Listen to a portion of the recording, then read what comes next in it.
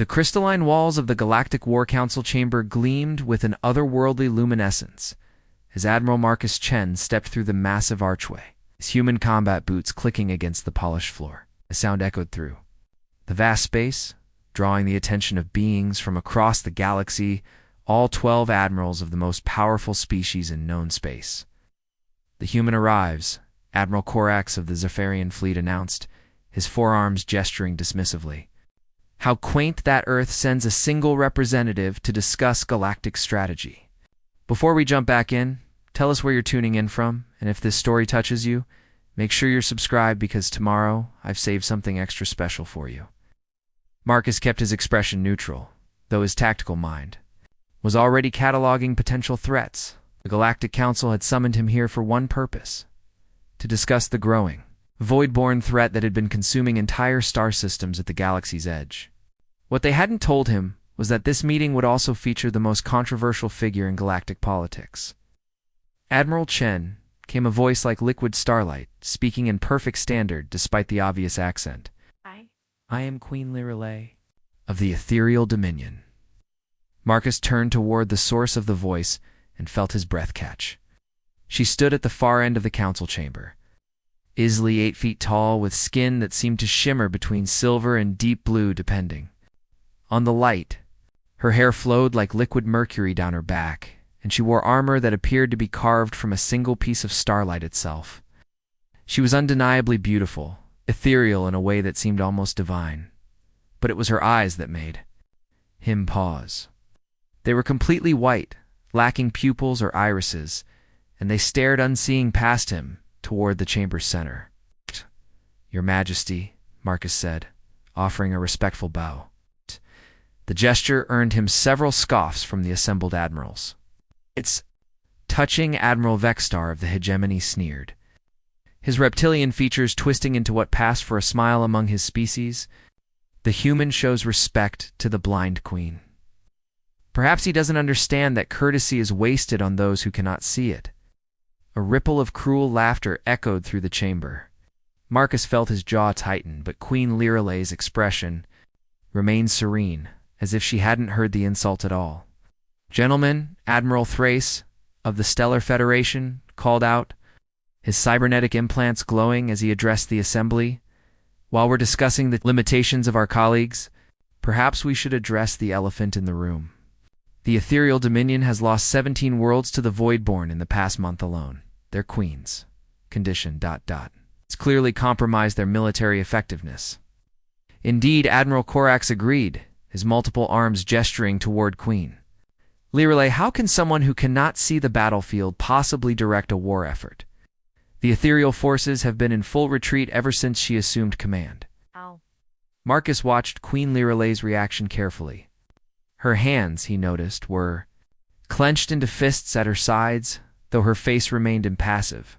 There was something about her posture, the way she held herself with perfect military bearing despite the obvious mockery, that reminded him of soldiers he'd served with who'd been wounded but refused to show weakness. Preparing and narrating.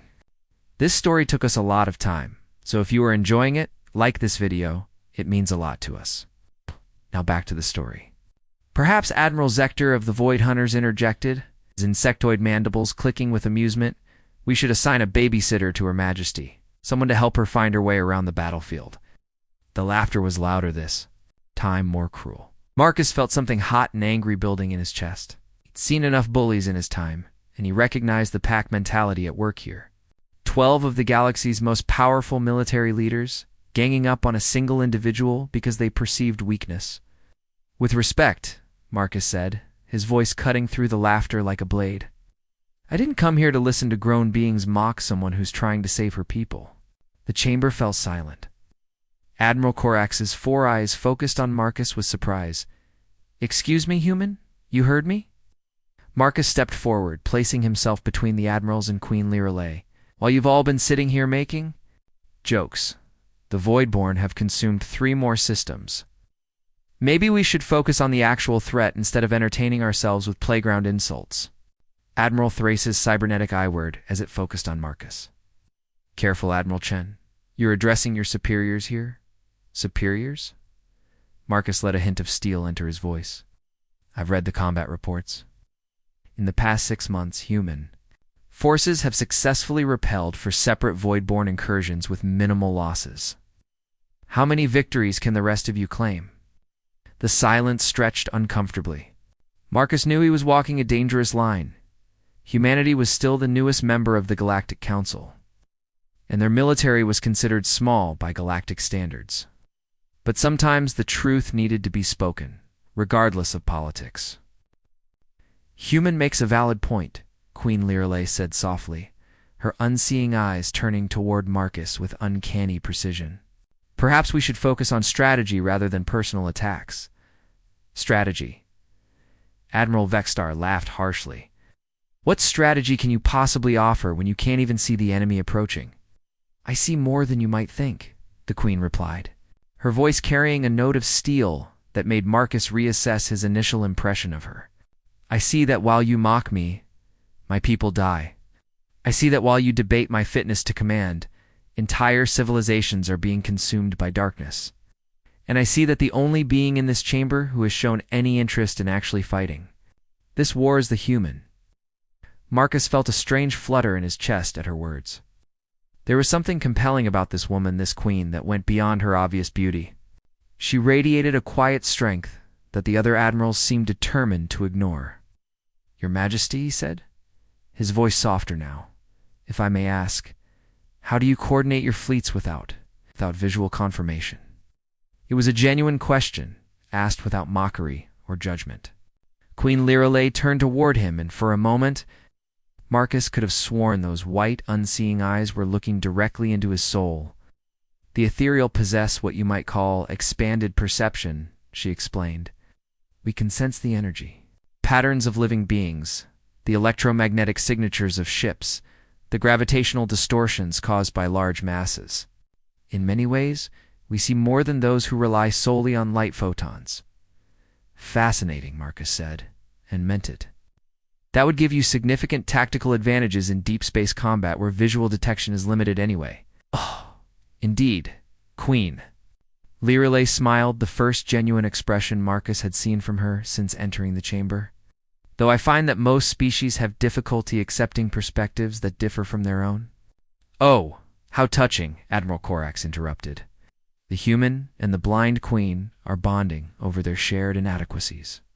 That's enough, Marcus snapped, his patience finally exhausted. Your Majesty, with your permission, I'd like to propose a joint operation between human and ethereal forces.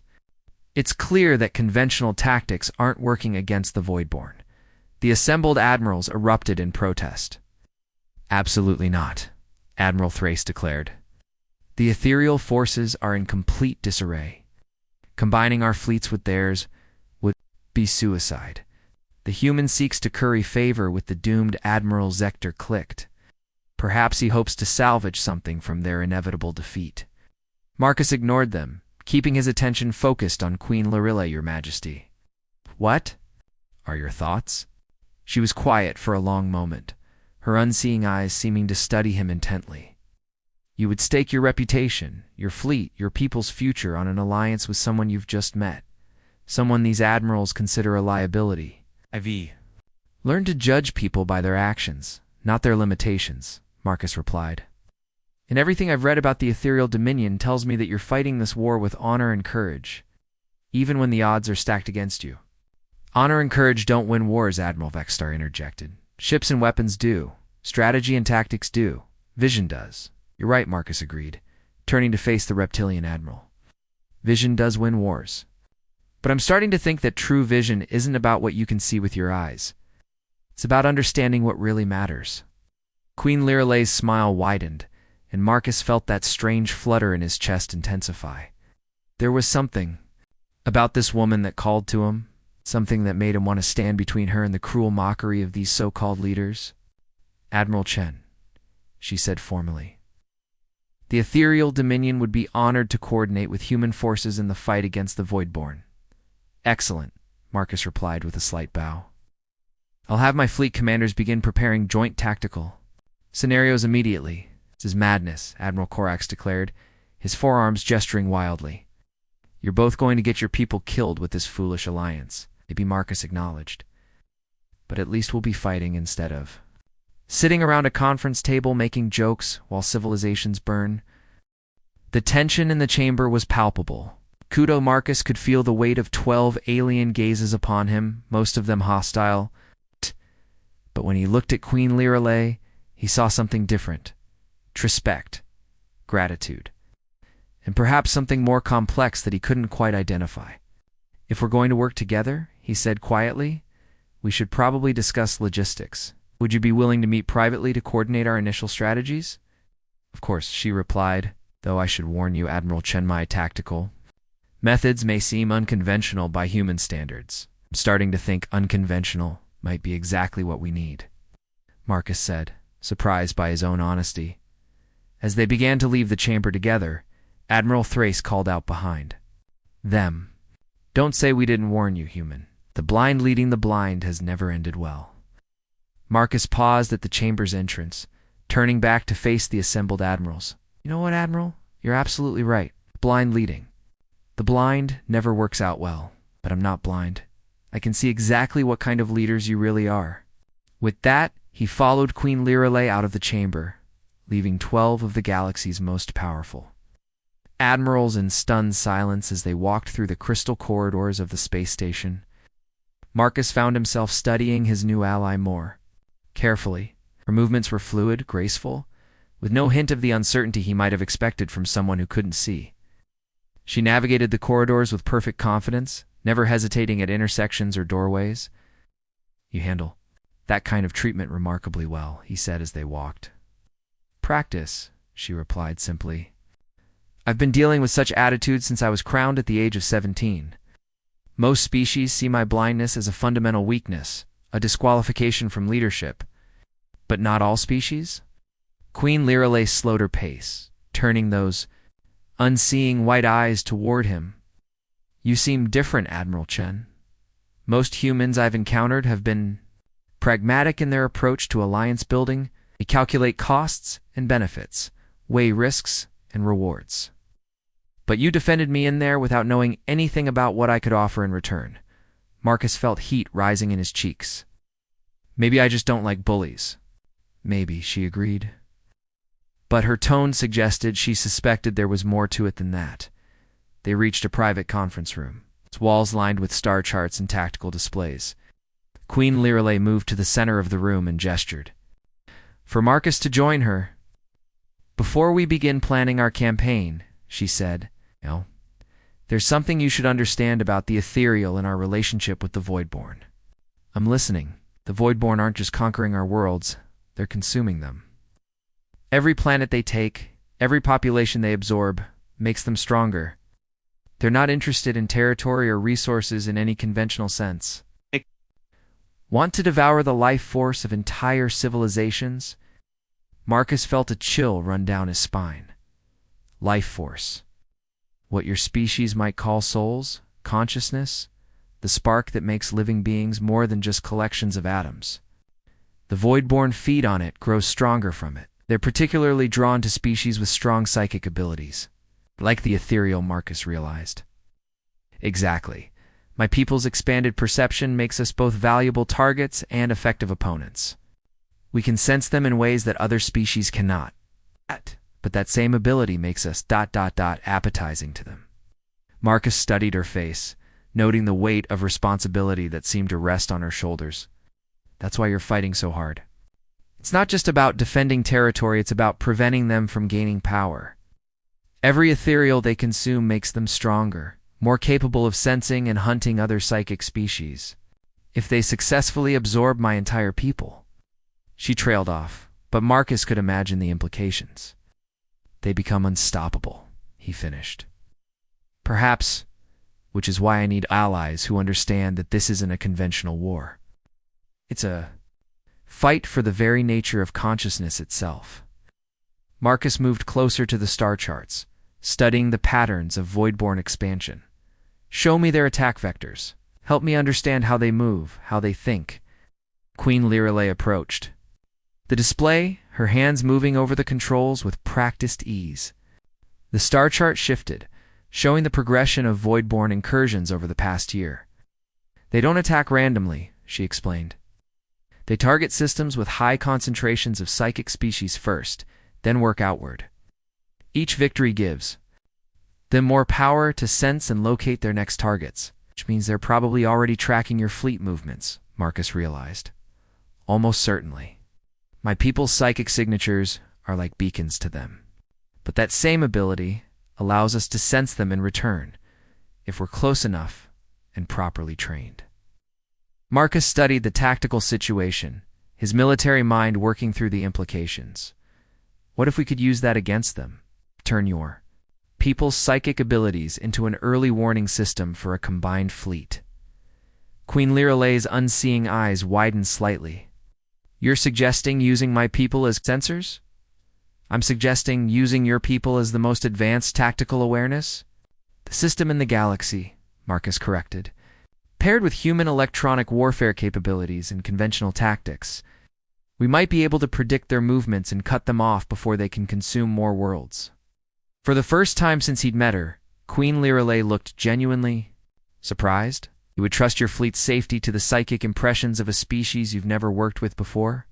I'd trust it to you, Marcus said, the words coming out before he could stop them. The confession hung in the air between them. Marcus felt his face flush with embarrassment at the admission, but Queen Liralay's expression softened into something. That might have been wonder. You barely know me, she said quietly. I know enough, Marcus replied. I know you're fighting for your people's survival against impossible odds. I know you've maintained your dignity and composure despite facing constant mockery and derision. And I know that when I offered to work with you, you didn't hesitate to accept help from someone whose species is considered insignificant by galactic standards. Queen Liralay was quiet for a long moment, her hands clasped behind her back in a gesture that somehow managed to be both regal and vulnerable. The other admirals aren't entirely wrong, you know, she said finally. The ethereal forces have suffered significant losses under my command. Many of my own people question whether a blind queen can truly lead them to victory. And what do you think? Marcus asked. I think, she said, turning to face him with those unseeing white eyes. Now that I've been trying to fight this war the way others expect me to, instead of embracing the unique advantages my condition provides. Perhaps it's time to stop apologizing for who I am and start using it as a weapon. Marcus felt something shift in the air between them, a sense of possibility and determination that made his pulse quicken. What did you have in mind? Queen Lirilla moved to the tactical display, her fingers dancing over the controls as she brought up detailed scans of Voidborn fleet compositions. The Voidborn rely heavily on stealth and surprise attacks. Use what your people would call cloaking technology, but it's more than that. They wrap themselves in the same dark energy they consume, making them nearly invisible to conventional sensors. But not to psychic perception. Exactly. To my people, they appear as voids in the fabric of reality. Empty spaces where life should be. You can sense them long before any electronic system would detect their presence. Marcus felt excitement building as he began to see the tactical possibilities.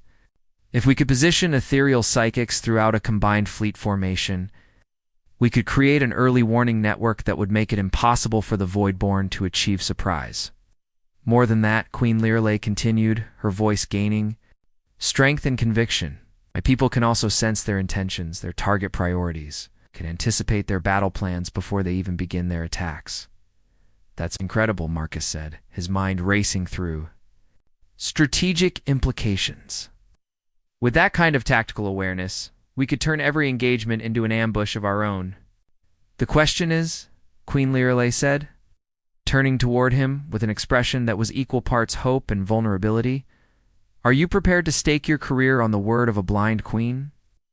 Marcus didn't hesitate. Your Majesty, I'd follow you. Into the void itself, if it meant protecting innocent lives. The words hung between them, charged with meaning that went beyond mere military alliance. Marcus found himself studying the elegant lines of her face, the way her silver hair caught the light from the star charts. The quiet strength that radiated from her, despite the obvious weight of her responsibilities. Admiral Chen, she said. Softly, I believe this partnership may be the beginning of something extraordinary. As if summoned by her words, the Chamber's communication system chimed with an urgent priority alert. The holographic display flickered to life, showing Admiral Thrace's cybernetic features. "Admiral Chen, Queen Lirelei," he said, his tone grim. "We're receiving distress signals from the Kepler system. 3 worlds, 12 billion inhabitants. The Voidborn have begun their assault." Akus felt his blood run cold. The Kepler system was only 6 hours away, at maximum hyperspace velocity.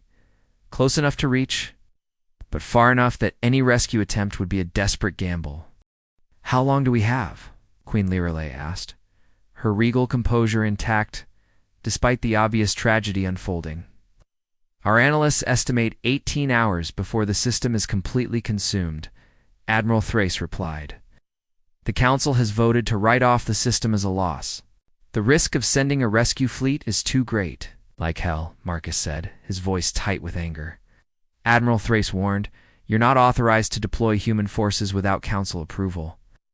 Marcus looked at Queen Lirelei, seeing his own determination reflected in her unseeing eyes. "What about ethereal forces, Your Majesty? Do you need Council approval to defend innocent lives?" Queen Lirelei's smile was sharp as a blade. "Admiral Chen, I believe it's time to show the galaxy what true vision can accomplish." The hangar bay of the human dreadnought Indomitable thrummed with urgent activity as Marcus strode through the organized chaos, his command staff struggling to keep pace. Emergency klaxons echoed off the metal walls, while technicians rushed to prepare fighters and support craft for immediate deployment. Admiral Commander Sarah Reeves called out, her tablet glowing with status reports. "We'll have the fleet ready for hyperspace jump in 43 minutes. "But sir, the Council explicitly ordered. The Council ordered us to abandon 12 billion innocent lives." Marcus cut her off, his voice carrying across the hangar bay. "I'm not in the habit of following orders that violate everything humanity stands for." Through the massive transparisteel viewports, Marcus could see the sleek, organic curves of ethereal vessels moving into formation alongside his own fleet. Queen Lirelei's flagship, the Starweaver, was a thing of impossible beauty. Its hull seemed to be crafted from crystallized starlight, pulsing with soft bioluminescent patterns that shifted like aurora across its surface. "Sir," Lieutenant Torres approached hesitantly. "The crew is asking questions about our new allies. Some of them are concerned about working with psychics." Marcus paused, understanding the fear behind the question. Humans had always been wary of species with mental abilities beyond their own. The idea of fighting alongside beings who could read thoughts and emotions made many soldiers uncomfortable. "Tell the crew," Marcus said, his voice carrying clearly through the hangar, "that we're about to see the difference between having eyes and having vision. And sometimes the person who sees most clearly is the one everyone else thinks is blind." A soft chime from his communicator indicated an incoming transmission. Queen Lirelei's ethereal features appeared in holographic form, her white eyes seeming to focus directly on him despite the impossibility of it. "Admiral Chen," she said, her melodic voice carrying an undertone of urgency. "My psychics are detecting massive disturbances in the void surrounding Kepler. The Voidborn aren't just attacking, they're feeding on a scale we've never encountered before." Marcus felt ice form in his stomach. What does that mean for the timeline?" "It means we have less time than we thought. Perhaps 12 hours instead of 18. The consumption rate is accelerating with each world they devour." "Then we move now," Marcus decided. "Are your ships ready for immediate deployment?" "Queen." Lirelei's unseeing gaze seemed to penetrate the holographic display. "Admiral, before we begin this mission, there's something you need to understand about working with ethereal psychics in combat." "I'm listening." "My people will need to form a mental link with your crew to provide effective tactical coordination. It will feel ... invasive at first. Your people will sense our presence in their minds, feel our emotions and instincts overlaying their own." Marcus considered this, understanding the implications immediately. "You're talking about a level of integration that most humans have never experienced." "Exactly. But it's the only way to achieve the coordination necessary to fight the Voidborn effectively. Your electronic systems are too slow, too vulnerable to their dark energy interference. Only direct mind-to-mind communication can provide the speed and clarity we need." Through the hangar speakers, Marcus heard the distinctive hum of hyperspace. Engines coming online. Decision time. Your Majesty, he said formally. I'm ordering my crew to accept the psychic link. But I want you to know if we do this, we're trusting you with more than just our tactics. We're trusting you with our minds, our souls.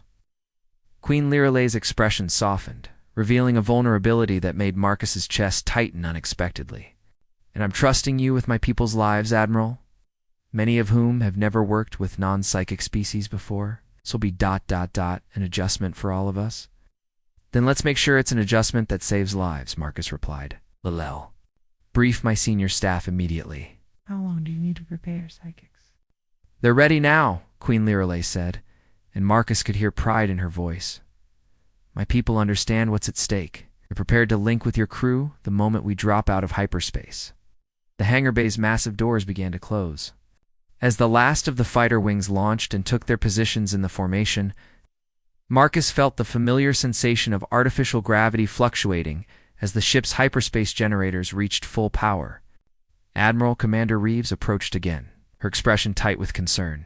Incoming priority transmission from the Galactic Council. Put it through, Marcus sighed, knowing what was coming. Admiral Thrace's cybernetic features filled the main display, his artificial eye glowing with cold anger. Admiral Chen, you are in direct violation of Council orders. Turn to your assigned patrol route immediately. With respect, Admiral, Marcus replied, his voice steady.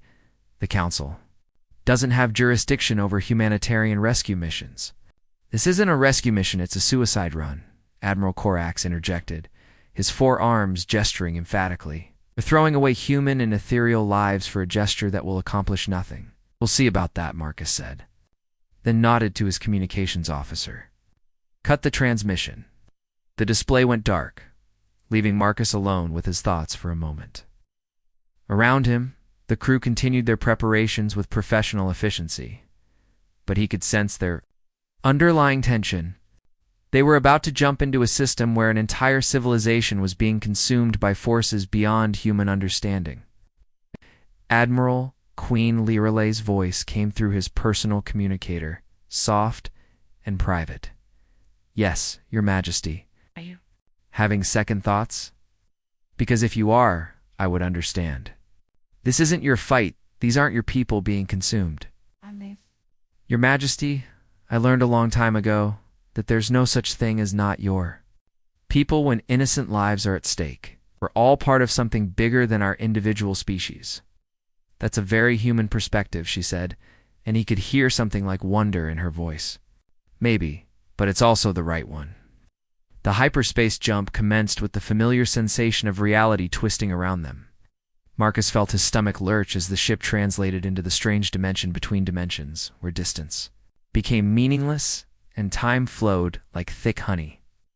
Hyperspace transit initiated, reported Lieutenant Chen from the navigation station. Estimated arrival at Kepler system in 5 hours, 37 minutes. Marcus used the transit time, too. Brief his senior staff on the unprecedented nature of their mission.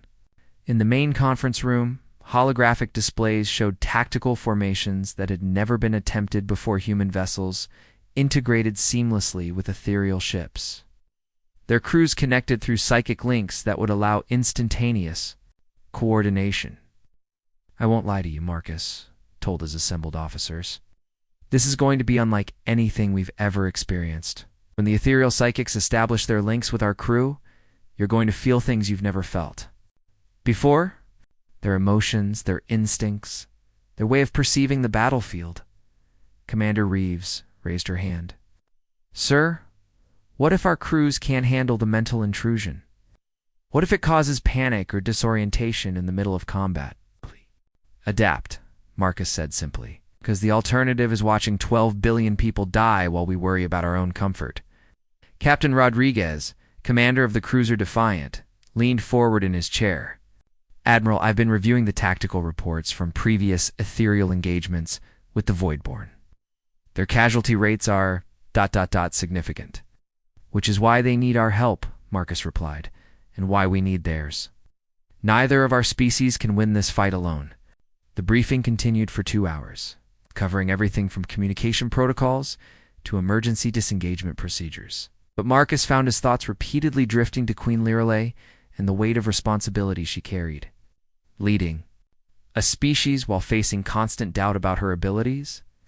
Fighting a war against an enemy that literally fed on her people's unique gifts? The strength required for such a burden was almost incomprehensible. Admiral Lieutenant Torres announced over the intercom, "We're receiving a transmission from the Starweaver. Queen Lirelei requests a private conference." Marcus made his way to his ready room, where Queen Lirelei's holographic image was waiting. For him? Even in the blue-tinted projection, her ethereal beauty was striking. But it was the intelligence and determination in her expression that truly captured his attention. "How are your people handling the prospect of the psychic link?" she asked without preamble. "About as well as can be expected," Marcus admitted. "There's fear, but also resolve. They understand what's at stake, and you. How are you handling it?" Marcus paused, surprised by the personal nature of the question. "I'm curious, I suppose. I've never experienced direct mental contact with another being. Is it ... invasive?" Queen Lirelei's expression softened. Ow. "It can be, if there's resistance or mistrust. But when there's genuine partnership, genuine understanding between the minds involved, ... double quotes." She trailed off, then continued more quietly. "It can be the most intimate and beautiful experience imaginable." Ow. Something in her tone made Marcus's pulse quicken. "Will you be linking with me directly, if you're willing? As fleet commanders, we'll need the closest possible coordination. But Admiral ... when minds touch the way ours will, there are no secrets. You'll feel everything I feel, know everything I know, and I'll experience the same from you." Marcus considered this, understanding the implications. She would know about his growing attraction to her, his admiration for her strength and courage, his protective instincts toward her that went beyond mere military alliance. "I trust you," he said simply, "even knowing that I'll see into your deepest thoughts, your private feelings, especially knowing that." Marcus met her unseeing gaze steadily. "If we're going to save those people, we need to trust each other completely. No half measures, no holding back." Queen Lirelei smiled, a radiant expression that transformed her already beautiful features into something truly luminous. "Continue. To surprise me, Admiral Chen." "Marcus," he corrected. "If you're going to be in my head, you might as well use my first name." "Marcus," she repeated, and the way she said his name sent unexpected warmth through his chest. "And you may call me Lirelei." A soft chime indicated they were approaching the edge of Kepler's system space. Through his ready room's viewport, Marcus could see the distortion patterns that indicated they were about to drop out of hyperspace. "It's time," Lirelei said, her expression becoming serious and focused. "Are you ready for this?" Marcus activated his ship's general communications system. "All hands, this is Admiral Chen. In approximately 3 minutes, we will drop out of hyperspace into the Kepler system. What we find there will test everything we believe about courage, honor, and the value of innocent life. We are about to attempt something that has never been done before: complete integration of human and ethereal forces against an enemy that feeds on the very essence of consciousness itself." He paused, looking out at the stars that would soon reveal the horror awaiting them.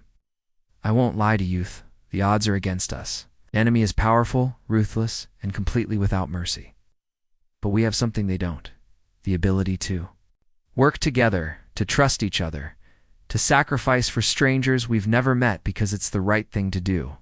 "Prepare for hyperspace exit," Lieutenant Chen announced. 30 seconds. Marcus felt his heart pounding as reality shifted around them once more. The familiar sensation of translation back into normal space was followed immediately by the ships. Proximity alarms, shrieking warnings. "God," Commander Reeves breathed from the bridge through the main view screen. Marcus could see the Kepler system, or what remained of it. The star itself seemed dimmed, its light somehow lessened by the dark energy that swirled around 2 of the 3 planets. Where thriving worlds had been, only skeletal remains existed, planets drained of all life. Their surfaces cracked and blackened, but it was the Voidborn fleet that made Marcus's blood run cold. Hundreds of ships that seemed to be carved from living shadow moved through the system like predators, their hulls absorbing light rather than reflecting it. They moved with organic fluidity, as if they were living creatures rather than constructed vessels. "Admiral," the communications officer called out, "we're receiving the psychic link request from the ethereal fleet." Marcus felt a moment of trepidation, then pushed it aside. "Accept the link. All crews, prepare for mental contact with our ethereal allies." The sensation hit him like a gentle wave, washing over his consciousness. Suddenly, Marcus could feel Liralay's presence in his mind, not invasive or controlling, but warm and supporting, like a steady hand on his shoulder. Through their connection, he could sense her tactical awareness expanding to encompass the entire battlefield. Her psychic senses painting a picture of the Voidborn fleet that no electronic sensor could match. They're feeding. Her mental voice reached him, tinged with horror and rage. The third planet. There are still survivors. Through their link, Marcus felt Liralay's expanded perception. The Voidborn weren't just conquering the remaining world, they were systematically draining its population of life force. Feeding on the consciousness of billions of sentient beings like vampires feeding on blood. How long do the survivors have? Marcus asked through their mental connection. Hours, perhaps less. But Marcus... there are children down there. Families. Huddled together in shelters, hoping someone will save them. Marcus felt Liralay's anguish as if it were his own. Her desperate need to protect the innocent, overwhelming his senses. But underneath that anguish was something else, a burning determination that matched his own. A refusal to let evil triumph, no matter the cost. "Fleet coordination established," Commander Reeves reported, her voice slightly awed. "Admiralite, CAN, I can feel them. The ethereal crew members, their emotions, their thoughts." "Focus on the mission," Marcus ordered, though he understood her wonder. Through Liralay's consciousness, he could sense every ship in their combined fleet, every crew member, every weapon system. It was like having a god's eye view of the battlefield. "The Voidborn have detected us," Liralay warned, her mental voice. "Urgent. They're turning to engage. Their lead vessels are..." "Wrong, Marcus. They're not just ships. They're entities that have consumed so much life force they've become something beyond machine or organism." "All ships," Marcus commanded aloud, while simultaneously coordinating through the psychic link. Battle formation Theta 7. Ethereal vessels to provide early warning and target designation. Human ships to provide heavy firepower support. The combined fleet moved with unprecedented precision, human discipline merging seamlessly with ethereal intuition. Feel every crew member's emotions through the link: fear, determination, hope, and underlying it all. Absolute trust in their commanders. "Here they come," Liralay warned. The Voidborn fleet turned toward them like a living thing, their shadow ships, moving with predatory grace. At their head was something that defied description, a vessel the size of a small moon that seemed to be constructed from the twisted remains of consumed starships. Held together by dark energy and malevolent will. "Target that command ship," Marcus ordered. "We can take out their coordination." "No," Liralay interrupted through their link. "That's not their command ship. That's their digestion chamber. They're using it to process the life force they've consumed. If we destroy it now, the psychic backlash could kill every survivor on the planet below." Marcus felt the tactical situation shifting in his mind. Liralay's psychic awareness revealing layers of complexity that conventional sensors could never detect. The Voidborn weren't just attacking, they were farming, carefully managing their consumption to maximize the life force they could extract. "Then what's the play?" he asked. Through their link, Marcus felt Liralay's mind working at incredible speed, processing variables and possibilities that would have taken his best tactical computers hours to calculate. "We save who we can," she replied, and her mental voice carried the weight of terrible choice. "And we make them pay for every life they've taken." The first wave of Voidborn interceptors struck like living shadows given malevolent purpose. Through the psychic link, Marcus felt Liralay's consciousness expand across the battlefield, her awareness touching every dark vessel as they moved with predatory intelligence toward the combined fleet. Evasive pattern Delta. Liralay's mental voice guided him. "They're targeting our largest ships first." Marcus transmitted the order. Instantly, through both conventional channels and the psychic link. Watching as his dreadnoughts rolled away from streams of dark energy that would have crippled their shields, the ethereal vessels moved like dancers, their organic hulls twisting through space in patterns that seemed impossible, but somehow avoided every enemy shot. Admiral Commander Reeves called out, her voice tight with concentration as she processed. Information flowing through the psychic link. The ethereal are painting targets for us. I can feel where the enemy ships will be before they get there. Through Liralay's enhanced perception, Marcus understood what his commander meant. The Voidborn weren't just ships, they were extensions of a collective consciousness. Their movements predictable to anyone who could sense their shared malevolent will there. Liralay directed, highlighting targets through their mental connection. Strike the nodes between their hull segments. That's where they've concentrated the consumed life force. Marcus watched as human plasma cannons and ethereal energy lances struck with impossible precision. Guided by psychic awareness that made conventional targeting systems obsolete, where their weapons hit, the Voidborn ships didn't just explode, they screamed, releasing bursts of tortured consciousness that made every psychically linked crew member wince in sympathetic pain. The survivors on the planet Marcus felt Liralay's urgent concern through their bond. They're accelerating the consumption process. We have minutes, not hours. The tactical display showed a horrifying sight, massive tendrils of dark energy extending from the Voidborn fleet to the planet's surface, literally sucking the life force from the remaining population centers. With each passing moment, the enemy ships grew brighter with stolen energy, while the cities below grew dimmer. Can we sever those connections? Marcus asked through their link. Not without killing everyone they're attached to, Liralay replied, her mental voice heavy with anguish.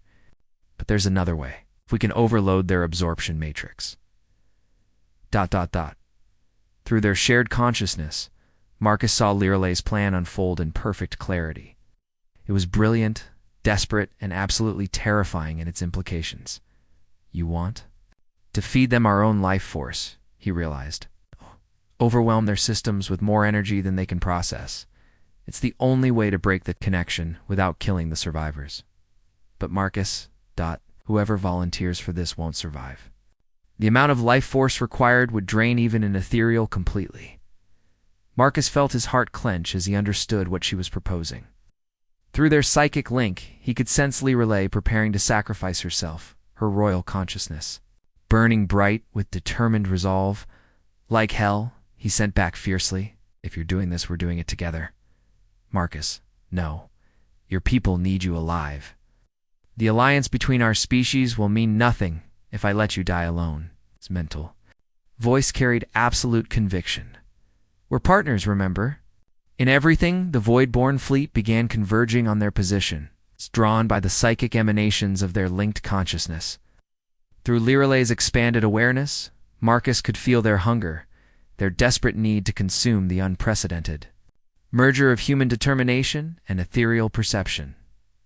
They're coming for us specifically, Liralay observed. Our bond.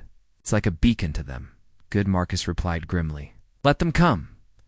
He opened a fleet-wide communication channel while simultaneously coordinating through the psychic link. All ships, this is Admiral Chen. We're going to attempt something that's never been done before. The ethereal and human crews are going to merge our consciousness completely, not just for tactical coordination, but for direct psychic warfare. Against the enemy. Through the bridge, Marcus could see his crew's reaction sphere. Determination, and underlying it all, absolute trust in their commander. Commander Reeves stepped forward, her expression resolute. Sir, whatever you're planning, the crew is with you. Feel that. Liralay's mental voice was filled with wonder. Your people's loyalty, their willingness to sacrifice for strangers. ... Beautiful, Marcus. It's human, he replied simply. And now it's yours too. The psychic link expanded exponentially as every human crew member opened their consciousness fully to their ethereal counterparts. The sensation was overwhelming, hundreds of minds touching, sharing, becoming something greater than the sum of their parts. Marcus felt his individual identity dissolving and reforming, strengthened by connection to something vast and unified through their merged consciousness.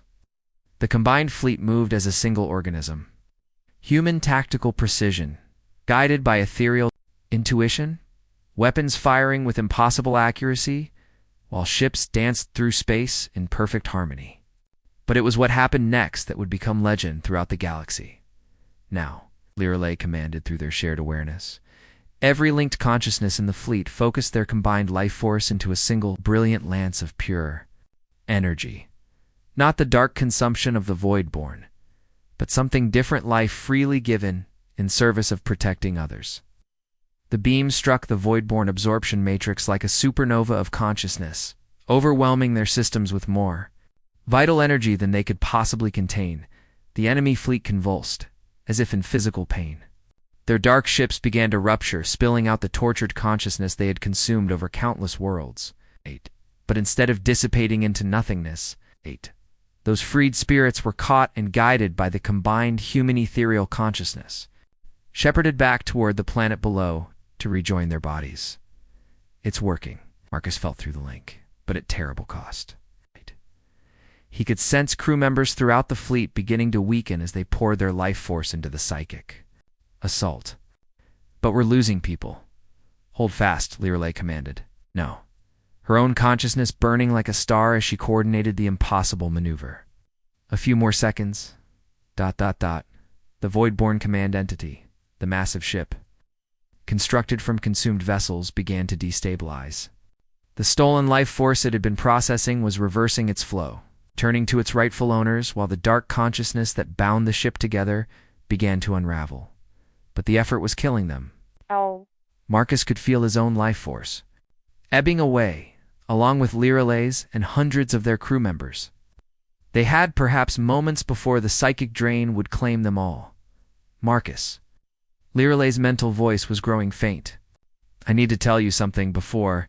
Tell me after we survive this, he replied fiercely, pouring every ounce of his remaining strength into maintaining their connection through their link. Marcus felt something unexpected, a surge of external consciousness joining their own. At first he thought it was another ship, but the signature was different, older, vast beyond comprehension. The planet Lirelei gasped through their connection. The survivors... They're adding their strength to ours. 12 billion voices joined.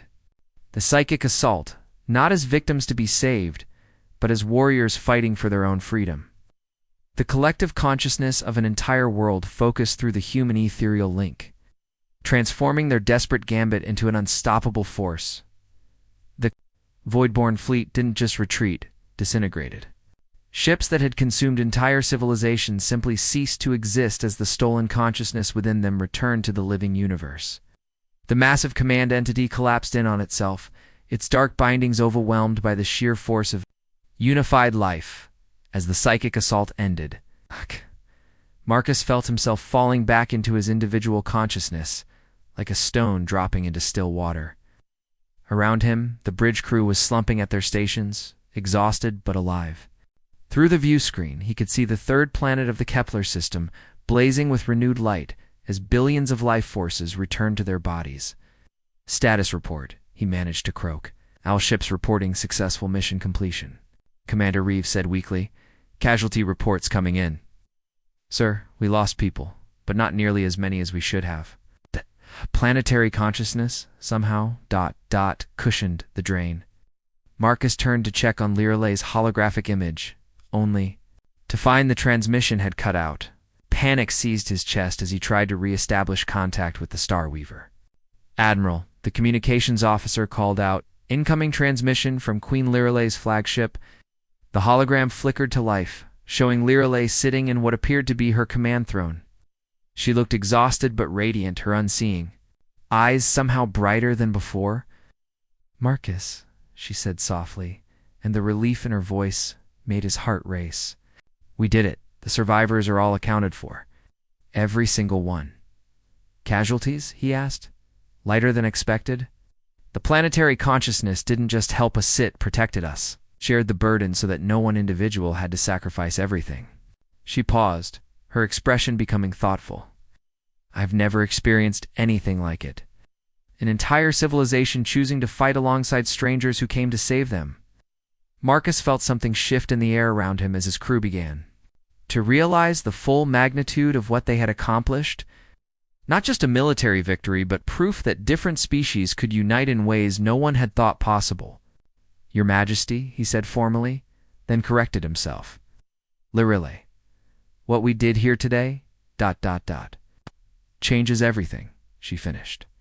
"The psychic link, the technological integration, the way our peoples fought as one. Marcus, we've proven that. The galaxy's greatest strength isn't in our individual power, but in our ability to unite." Through the bridges, speakers came an incoming transmission marked with the highest priority codes. Admiral Thrace's cybernetic features appeared on the main display, but his usual arrogance was notably absent. "Admiral Chen, Queen Lirele," he said, his voice carefully controlled, "the Council has been monitoring your mission. The ...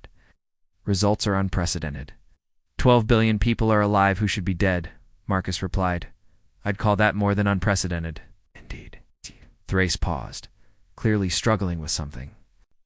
"The tactical data we're receiving suggests that your combined forces achieved something that are best. Theorists considered impossible. Complete psychic technological integration without consciousness loss." Through the link he still shared with Lirele, Marcus felt her amusement at the Admiral's obvious discomfort. Perhaps Queen Lirele said diplomatically, the Council would be interested in expanding this cooperation model to other species and fleets.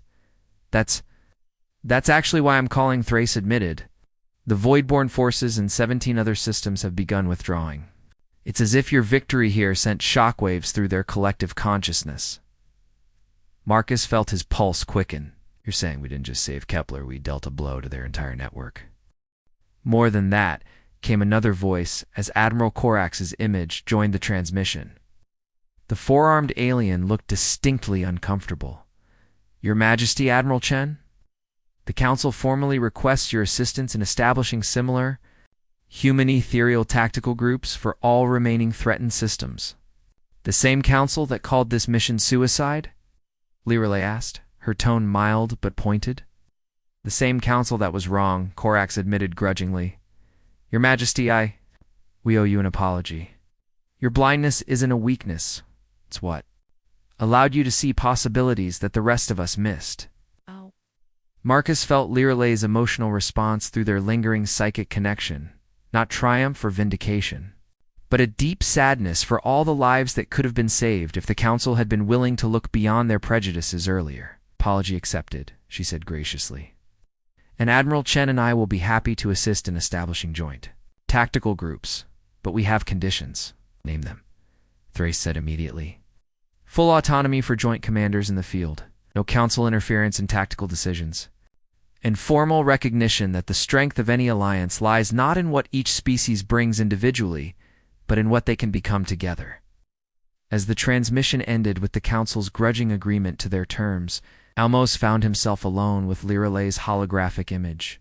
The exhaustion of their shared ordeal was finally catching up with him, but underneath it was something else's sense of completion, finding something he hadn't even known he was looking for. "Lirele," he said quietly, "what you said during the battle ... about needing to tell me something." Her expression softened, becoming vulnerable in a way that made his breath catch. "Marcus, through our psychic link, you felt everything I felt. You know what I was going to say?" He did know. Through their shared consciousness, he had felt her growing attraction to him, her admiration for his courage and integrity, her hope that what had begun as a military alliance might become something deeper and more personal. "Then you also know how I feel about you," he replied. "I do."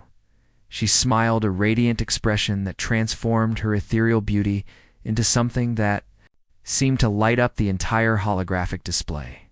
"But I'd like to hear you say it anyway." Akuse felt heat rising in his cheeks, but he didn't hesitate. "I love you, Lirele. Your courage, your compassion, your ability to see hope where others see only darkness. You've changed everything for me, and you've shown me that true vision has nothing to do with physical sight," she replied. "Marcus, would you ... would you consider making this partnership permanent? Not just militarily, but personally?" Through their psychic link, Marcus could feel her hope and fear, her desire for something real and lasting in a galaxy torn by endless conflict. He could also sense something else, a vision of the future they might build together, leading not just fleets but entire civilizations toward a new understanding of what unity could achieve. "Lirelay," he said, his voice steady, despite the magnitude of what he was about to say. "I can't think of anything I want more." 6 months later, the wedding of Admiral Marcus Chen and Queen Lirelay took place aboard a specially constructed vessel that incorporated both human and ethereal design elements. Representatives from dozens of species attended, including all 12 admirals of the Galactic Council, none of whom dared to mock the blind queen, who had revolutionized galactic warfare. The ceremony itself was conducted through both traditional vows and a permanent psychic bonding that would link their consciousness for the rest of their lives. As they exchanged promises of partnership and devotion, their combined fleets patrolled the borders of known space, keeping watch against any return of the Voidborn threat.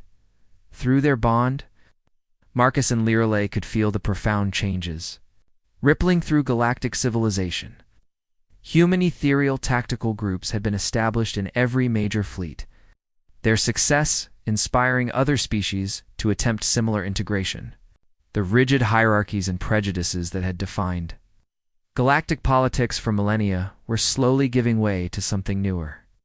Recognition that true strength came not from individual superiority, but from the courage to trust and unite with others as they stood together on the bridge of their flagship, watching their combined fleet move in perfect harmony through the stars. Marcus reflected on how much had changed since that first day in the council chamber. "Any regrets?" he asked through their psychic link. Lirelay's mental laughter was warm and bright. Out!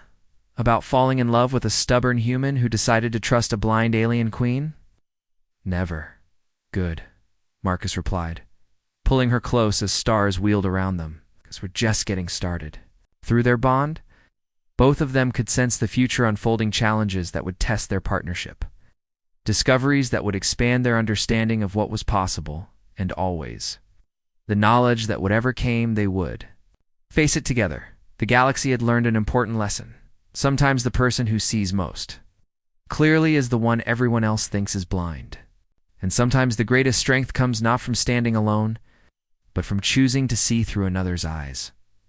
In the depths of space, the combined human ethereal fleet continued its patrol, a living symbol of what could be achieved when different species chose trust over fear, unity over division, and love over the darkness that threatened to consume them all.